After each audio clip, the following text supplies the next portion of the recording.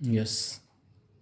Hello students, मैं कुछ topic इसमें डिस्कस कर रहा हूँ अलजेब्रा वाले यूनिट के मैट्रिसेस और डिटर्मिनेंट, जो कि कंपटीशन वाइज इम्पोर्टेंट है। जिसमें सबसे पहला टॉपिक आपके पास है trace of A square matrix.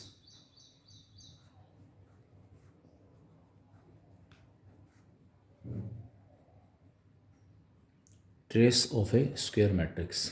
Square matrix दिया हुआ है, उसका ट्रेस क्या होगा? A equal to A I J order n by n be the given square matrix. Then the sum of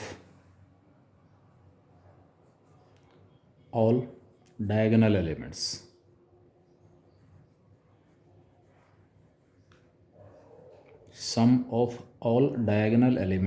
of this square matrix A is called its trace. Square matrix के अंदर that is हमारे पास क्या होगा? Summation a i i I equal to 1 to n is called trace. Trace of the matrix है। Square matrix के अंदर जो भी डायगोनल एलिमेंट्स हैं, उन सभी डायगोनल एलिमेंट्स का सम क्या कहलाएगा? उसका ट्रेस कहलाएगा। इसकी कुछ एक प्रॉपर्टीज हैं ट्रेस की। Trace of A square matrix, उसकी प्रॉपर्टीज। पहली हमारे पास प्रॉपर्टी है ट्रेस, टी आर जो मैं स्मॉल नोटेशन यूज़ कर रहा हूँ, ट्रेस के लिए यूज़ कर रहा हूँ। दो मैट्रिसेस का सम या डिफरेंस है A plus B, it is equal to trace of A plus trace of B. दो मैट्रिसेस के सम का अगर मुझे ट्रेस निकालना है तो वो हमारे पास क्या होगा? Trace of A plus trace of B. दो मैट्रिसेस के डिफरेंस का अगर ट्रेस निकालना है, ट्रेस ऑफ ए माइनस में ट्रेस ऑफ बी। दो मैट्रिसेस के सम या डिफरेंस का ट्रेस निकालना है तो वो उन दोनों के अलग अलग ट्रेस का सम या डिफरेंस होगा। ट्रेस ऑफ नेक्स्ट प्रॉपर्टी है लैम्डा कोई स्केलर है, ए स्क्वायर मैट्रिक्स है, स्क्वायर मैट्रिक्स का lambda times lambda A matrix का स्केलर मल्टीपल, इसका ट्रेस निकालना है। It will be lambda times of trace of A. यानी कि उस स्क्वायर मैट्रिक्स ए का ट्रेस निकाल के उसको लैम्डा से क्या कर लेंगे? Multiply.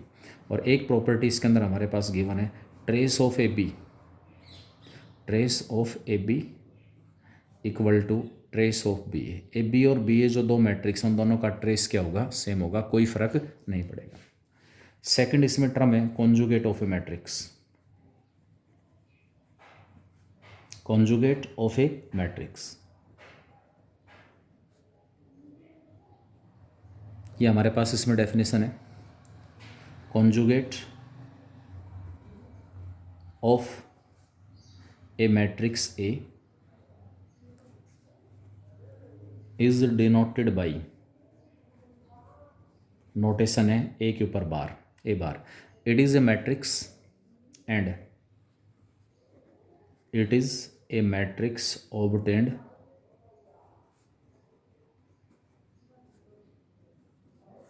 by replacing each element of the matrix by its complex conjugate। दिए हुए मैट्रिक्स के अंदर जितने भी एलिमेंट्स हैं, हर एलिमेंट को उनके कॉन्जुगेट से रिप्लेस कर दो, आपके पास उस मैट्रिक्स का कॉन्जुगेट आ जाएगा। Conjugate of matrix really if all the elements of the square matrix are real, then अगर सारे के सारे एलिमेंट रियल दिए हुए हैं, कोई भी एलिमेंट इमेजिनरी नहीं है स्क्वायर मैट्रिक्स का, तो उस मैट्रिक्स का कॉन्जुगेट और वो मैट्रिक्स आपस में इक्वल होंगे। सारे के सारे क्या होंगे? एलिमेंट्स अगर रियल नंबर हैं तो उसका कॉन्जुगेट मैट्रिक्स का उसी के इक्वल आएगा। क्लियर। उसके बाद हमारे पास इसकी प्रॉपर्टीज हैं। किसी भी मैट्रिक्स का दो बार अगर हम कॉन्जुगेट लेते हैं तो मैट्रिक्स ए के इक्वल आएगा। ए प्लस बी का जो कॉन्जुगेट है it is equal to conjugate of A plus conjugate of B. Alpha A matrix का स्केलर मल्टीपल है एल्फा ए, इसका जो कॉन्जुगेट है it will be conjugate of alpha into conjugate of A, where जो alpha आपके पास है may be any number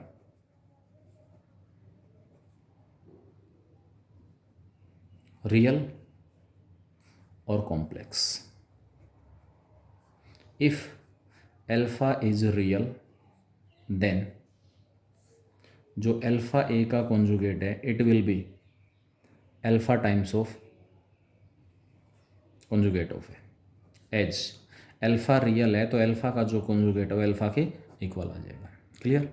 उसके बाद टर्म हमारे पास आती है ट्रांसपोज कॉन्जुगेट। नेक्स्ट टर्म है transpose conjugate.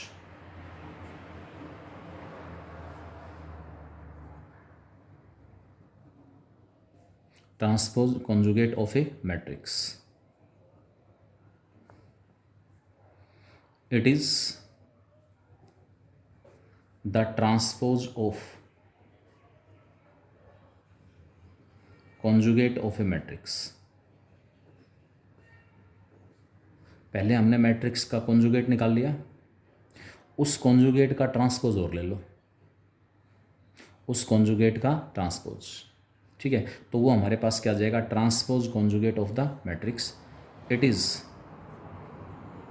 Denoted by transpose conjugate. पहले कॉन्जुगेट ले लिया फिर ट्रांसपोज ले लो, या पहले ट्रांसपोज लेके कॉन्जुगेट ले लो, दोनों साइड्स आपस में क्या होंगी, इक्वल। ट्रांसपोज कॉन्जुगेट, पहले कॉन्जुगेट लिया उसके बाद उसका ट्रांसपोज लो, पहले ट्रांसपोज लेके फिर उसका कॉन्जुगेट ले लो, दोनों आपस में क्या मिलेंगे, इक्वल मिलेंगे। क्लियर। उसके बाद it is generally denoted by, it is generally denoted by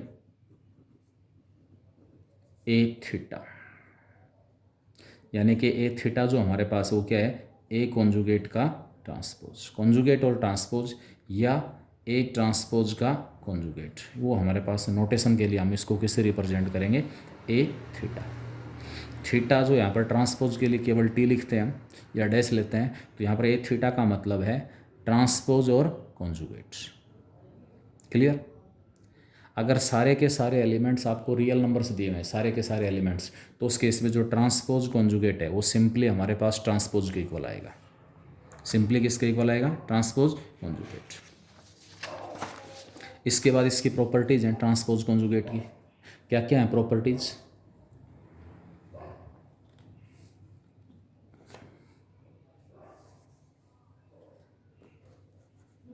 properties of transpose conjugate. सबसे पहली प्रॉपर्टी हमारे पास है first, A theta theta equal to A. एक बार ट्रांसपोज कॉन्जुगेट लिया, मैट्रिक्स आया, फिर दोबारा से उसका ट्रांसपोज कॉन्जुगेट लेंगे तो हमारे पास किसके इक्वल आ जाएगा, ए के इक्वल ही आ जाएगा। प्रूफ की ज़रूरत नहीं इसके अंदर, सिंपली रिजल्ट याद रखेंगे। ए प्लस बी का transpose conjugate it is equal to conjugate transpose of A plus transpose conjugate of b. K a का ट्रांसपोज कॉन्जुगेट अगर आपको निकालना है, के ए का ट्रांसपोज कॉन्जुगेट हमारे पास होगा, इट विल बी के का कॉन्जुगेट एंड टू ए का ट्रांसपोज कॉन्जुगेट। कॉन्जुगेट ऑफ के, यदि के रियल है तो कॉन्जुगेट ऑफ के हमारे पास किसके इक्वल आ जाएगा, के इक्वल। ध्यान रखना इसमें के के ऊपर थीटा नहीं आएगा। के ए का ट्रांसपोज कॉन्जुगेट निकालना है तो कॉन्जुगेट ऑफ के और उसको हम किससे मल्टीप्लाई करेंगे, ए थीटा, ए का कॉन्जुगेट ट्रांसपोज। इसी प्रकार एक हमारे पास लास्ट प्रॉपर्टी है, ए इंटू बी का अगर कॉन्जुगेट ट्रांसपोज निकालना है it is equal to conjugate transpose of B into conjugate of transpose of A. उसके बाद इसमें इस कॉन्जुगेट ट्रांसपोज के ऊपर डिपेंड हमारे पास मैट्रिक्स है Hermitian and skew Hermitian matrix. Hermitian and skew Hermitian matrix. A square matrix A is called Hermitian matrix if A का conjugate transpose equal to A and called skew Hermitian if A का transpose conjugate equal to minus है. यदि आपके पास matrix Hermitian matrix है, if A is a Hermitian matrix,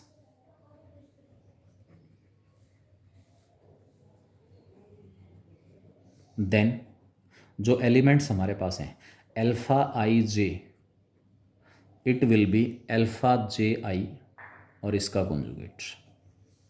alpha I J और alpha J आई का conjugate आपस में क्या होंगे? इक्वल होंगे. And if skew हार्मिशियन,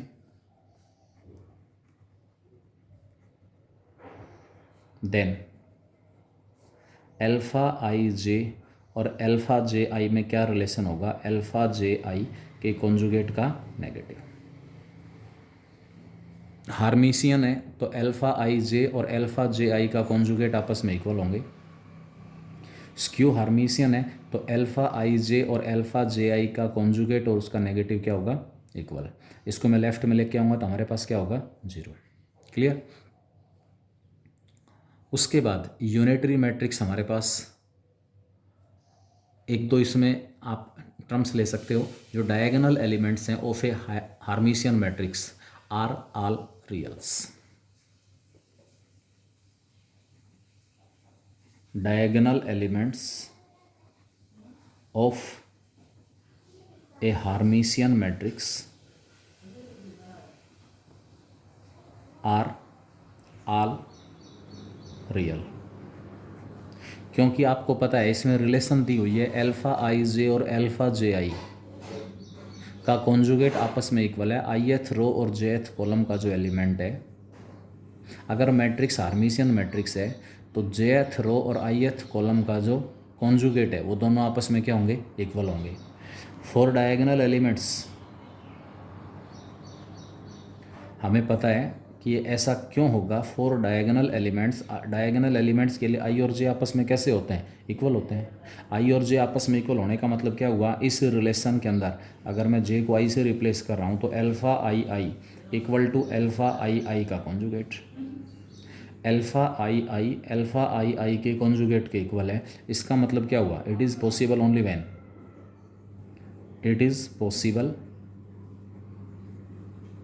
only when each alpha I I is real.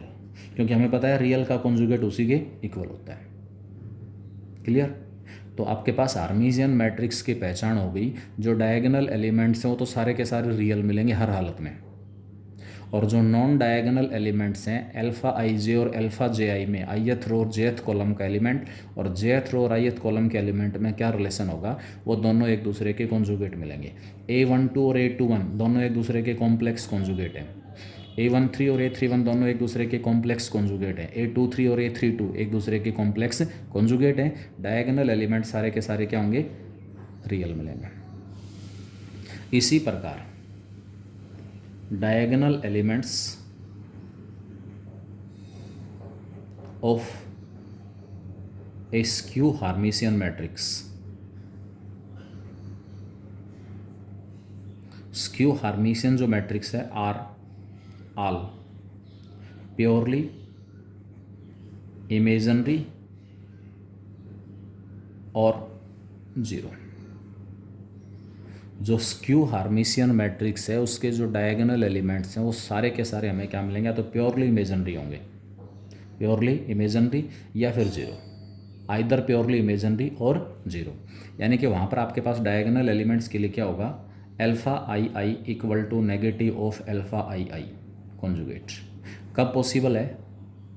मतलब डायगोनल जो एलिमेंट है वो अपने ही कॉन्जुगेट का नेगेटिव का पॉसिबल होगा जब ये डायगोनल एलिमेंट कैसा हो, प्योरली इमेजिनरी, या फिर हमारे पास क्या हो, zero. Over the field of real numbers, over the field of real numbers Hermitian matrix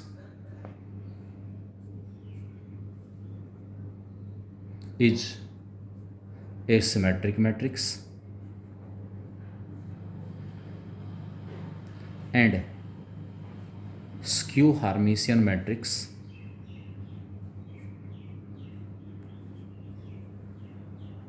is a skew symmetric matrix।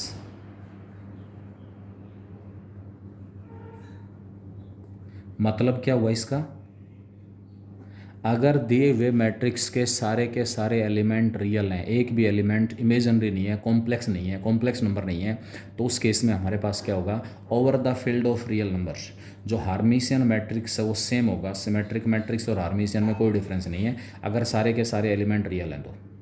Skew हार्मिशियन और स्क्यू सिमेट्रिक में कोई डिफरेंस नहीं है अगर सारे के सारे एलिमेंट रियल हैं तो। क्लियर।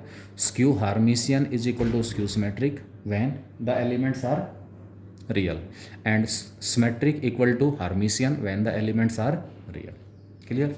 इसके बाद हमारे पास इसमें मैट्रिक्स की कुछ एक टाइप्स आ रही हैं। सबसे पहली टाइप हमारे पास है unitary matrix. Unitary matrix, a square matrix A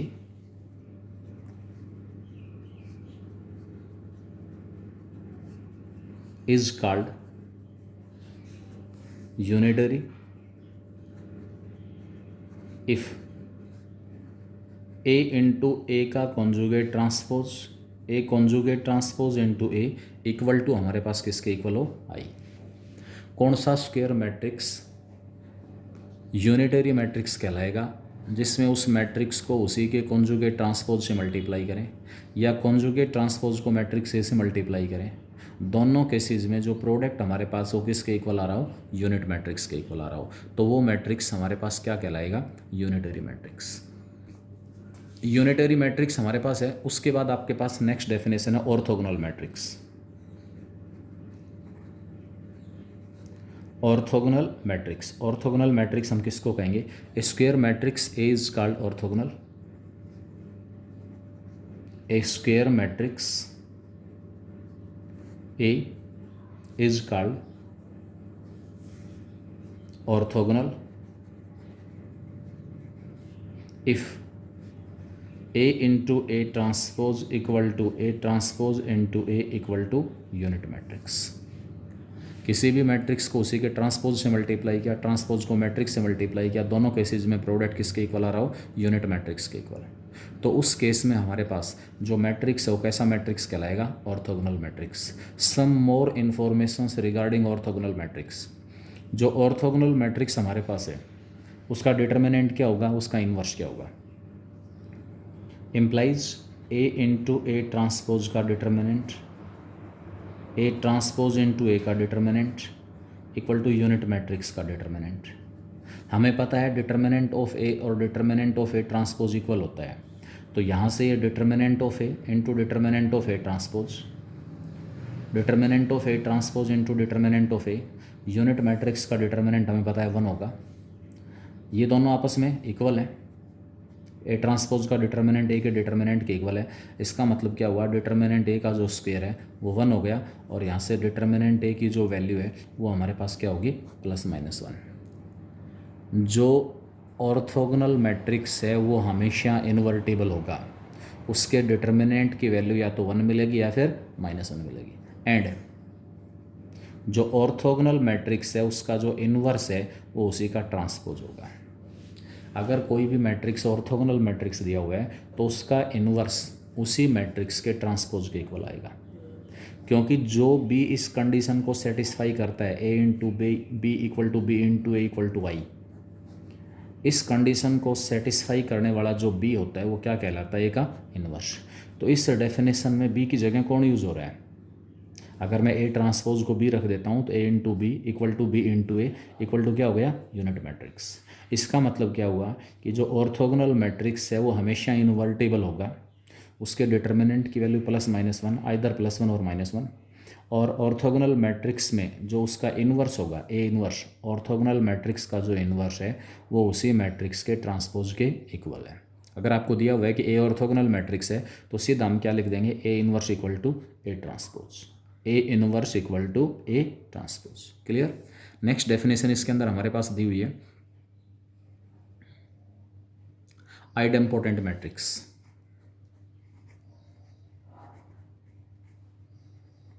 idempotent matrix, idempotent matrix हमारे पास क्या होगा, A square matrix A, A square matrix A is called idempotent if A square equal to A. हमारे पास मैट्रिक्स आइडेम्पोटेंट किस case में होगा, अगर उस स्क्वायर मैट्रिक्स का स्क्वायर उसी के इक्वल आ जाए। ए स्क्वायर अगर ए के इक्वल आ जाता है तो उस केस में हमारे पास क्या होगा, मैं उसको क्या कहूँगा, आइडेम्पोटेंट मैट्रिक्स। इसका डिटर्मिनेंट क्या होगा आइडेम्पोटेंट मैट्रिक्स का, implies determinant of A square equal to determinant of A. A square का डिटर्मिनेंट का मतलब है ए इंटू ए का determinant equal to determinant of A into A into B का determinant of A into determinant of B. तो ये आ गया determinant A square equal to determinant A, left मिला के माइनस का determinant A equal to 0। Determinant A यहाँ से कॉमन आ गया, अंदर क्या बचा, डिटर्मिनेंट ए -1 इक्वल टू क्या होगा, 0। यानी कि डिटर्मिनेंट ए की वैल्यू 0 मिलेगी या डिटर्मिनेंट ए की वैल्यू 1 होगी। आइडेम्पोटेंट जो मैट्रिक्स है उसके डिटर्मिनेंट की वैल्यू 0 आ सकती है या फिर 1 आ सकती है, मे बी 0 मे बी 1। अगर 0 आ रही है, आइडेम्पोटेंट मैट्रिक्स का डिटर्मिनेंट 0 है, इन्वर्टिबल नहीं है। और आइडेम्पोटेंट मैट्रिक्स का अगर डिटर्मिनेंट 1 दिया हुआ है तो वो हमारे पास क्या होगा, इन्वर्टिबल होगा, इन्वर्टिबल होगा। और यहाँ पर आपके पास इन्वर्स अगर हम निकालते हैं, ए इन्वर्स, वो किसके इक्वल आएगा, अगर डिटर्मिनेंट ए 0 है, if determinant A equal to 0, non invertible. अब ये तो हमें डिसाइड करना ही पड़ेगा, निकाल के देखना पड़ेगा। मैट्रिक्स अगर आइडेम्पोटेंट है तो उसका डिटर्मिनेंट 0 आ रहा है तो इन्वर्टिबल है नहीं। और अगर हमारे पास किसके इक्वल है, वो डिटर्मिनेंट ए इक्वल टू 1 है, देन इन्वर्टिबल, देन क्या होगा, इन्वर्टिबल। निकाल सकते हैं इन्वर्स वगैरह, ए इन्वर्स से प्री मल्टीप्लाई करेंगे, लेकिन उससे पहले ये सुनिश्चित कर लेना कि डिटर्मिनेंट ए की वैल्यू हमारे पास क्या आनी चाहिए, 1 आनी चाहिए। 0 है तो इन्वर्टिबल नहीं होगा। एक और इम्पोर्टेंट पॉइंट हमारे पास है आइडेम्पोटेंट मैट्रिक्स के regarding. For an idempotent matrix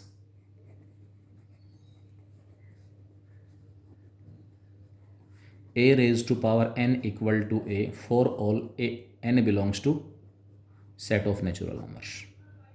अगर आइडेम्पोटेंट मैट्रिक्स दिया हुआ है तो उस ए मैट्रिक्स की हर नेचुरल नंबर पावर की वैल्यू ए आएगी। n 1 रखा तो ए तो ए के इक्वल है ही, कोई प्रॉब्लम ही नहीं है। n को 2 रखेंगे तो a square equal to a हो जाएगा according to definition. A cube अगर निकालना है वो भी ए के इक्वल आएगा। ए क्यूब को मैंने लिख लिया ए स्क्वायर इंटू ए। मैट्रिक्स आइडेम्पोटेंट होने की वजह से ए स्क्वायर की वैल्यू ए होगी, ए इंटू ए आ गया, ए इंटू ए स्क्वायर बन गया। और ए स्क्वायर अगेन किसके इक्वल है, ए के इक्वल है।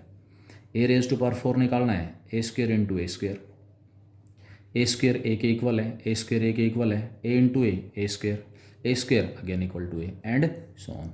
यानी कि अगर मैट्रिक्स कैसा दिया हुआ है, आइडेम्पोटेंट मैट्रिक्स दिया हुआ है, तो उस केस में हमारे पास क्या होगा, a raised to power n equal to a for all n belongs to set of natural numbers। Idempotent matrix की हर नेचुरल नंबर पावर की वैल्यू किसके इक्वल आएगी, मैट्रिक्स ए के इक्वल आएगी। इसी प्रकार हमारे पास इसके अंदर दिया हुआ है निलपोटेंट मैट्रिक्स।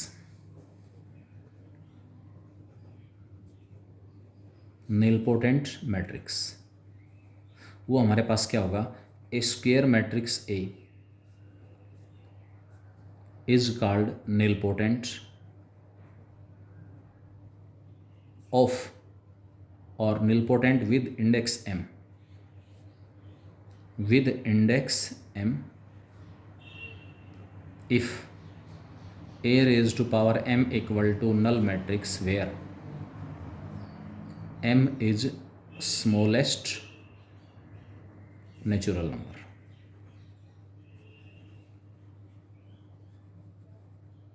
मतलब क्या है, कौन सा मैट्रिक्स निलपोटेंट मैट्रिक्स होगा जिसका इंडेक्स m होगा।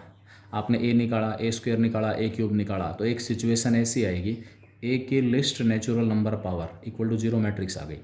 जब a की पावर m जीरो है ना, तो इससे हायर जो पावर्स हैं वो तो सारी की सारी जीरो मिलेंगी।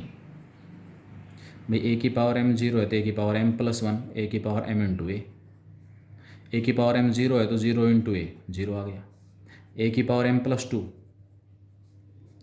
a की power m into a square, a की पावर m जीरो है, zero into a square equal to क्या आ गया, जीरो आ गया।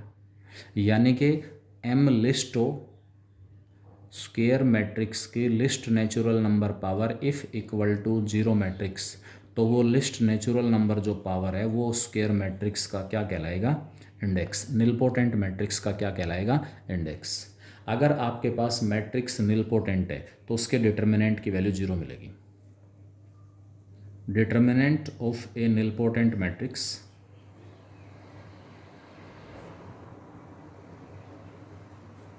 Is zero. कैसे है जीरो, क्योंकि a की पावर m जीरो मैट्रिक्स के इक्वल है, तो a की पावर m का डिटर्मिनेंट जीरो मैट्रिक्स का डिटर्मिनेंट, जीरो मैट्रिक्स का डिटर्मिनेंट क्या होगा, जीरो।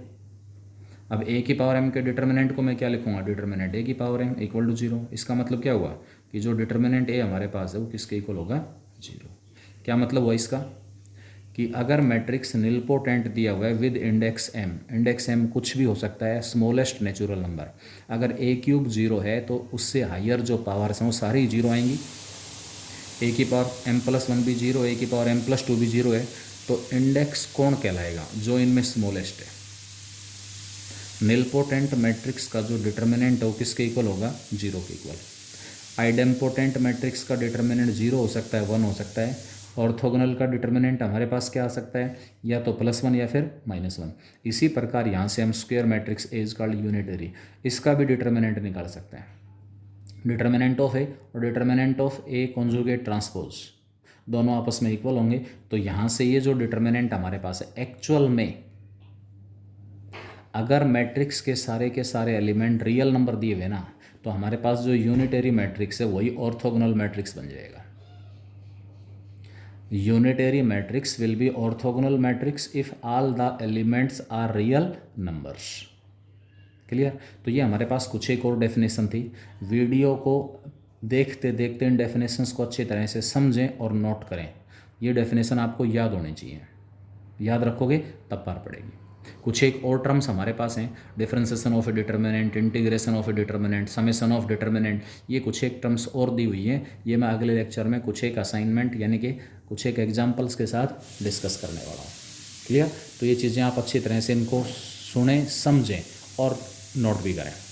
ये डेफिनेशन आपको याद होनी चाहिए सारी की सारी, कि यूनिटरी कब होगा, निलपोटेंट कब होगा, आइडेम्पोटेंट कब होगा, उसके बाद हार्मिशियन, स्क्यू हार्मिशियन क्या होते हैं, ट्रेस ऑफ स्क्वायर मैट्रिक्स आपके पास क्या आता है, ऑर्थोगोनल मैट्रिक्स क्या होगा, और इनसे रिलेटेड वेरियस रिजल्ट्स।